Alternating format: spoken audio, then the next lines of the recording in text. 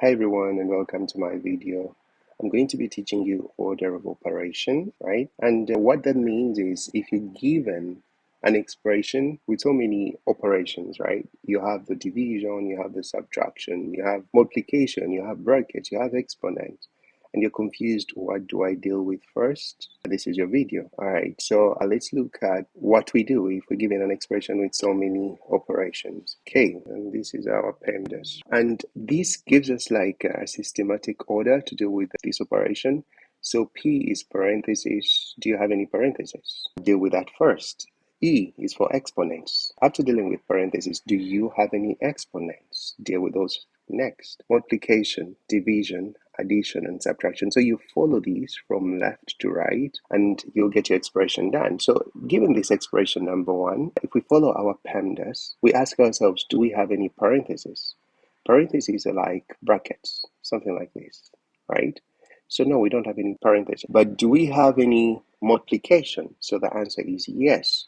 So we're going to deal with our multiplication first. So this dot here stands for a multiplication. So it's the same as saying 5 times 4. So if we rewrite our expression, it becomes 17 minus 5 times 4, you get 20. So 17 minus 20 divide by 2. Okay, what do we do next, right? So we dealt with our multiplication, right? So going back to PEMDAS, it's asking you, do you have a division anywhere? And yes, so you get where the division is and and divide those two numbers in between the division, right? So the division is here, right? So we're dividing 20 by 2.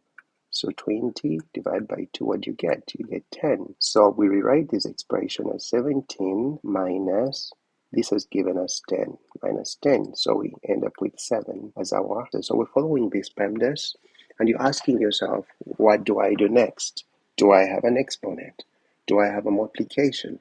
Do I have, and then you follow systematically from left to right. Now let's look at another example, right? If we look at example 2, right here, and it's telling us parentheses 4 minus 7 parentheses squared. So these are the parentheses, everyone, and this is an exponent, minus 6.7 plus 20. So what I'll do, I'll write my PEMDAS to guide me. All right, so here, get my PEMDAS and write it here. So I'm going to follow PEMDAS, right? So following PEMDAS, it's asking me, do you have any parentheses? And yes, I do have parentheses. They're right here. So if I have parentheses, it's telling me deal with your parentheses first. So 4 minus 7 gives us a negative 3. So negative 3 squared minus 6.7 plus 20, right? So I've dealt with my parentheses. After dealing with your parentheses or whatever is in the parentheses, it's asking you, do you have, this is the exponent. This right here, 2 is our exponent.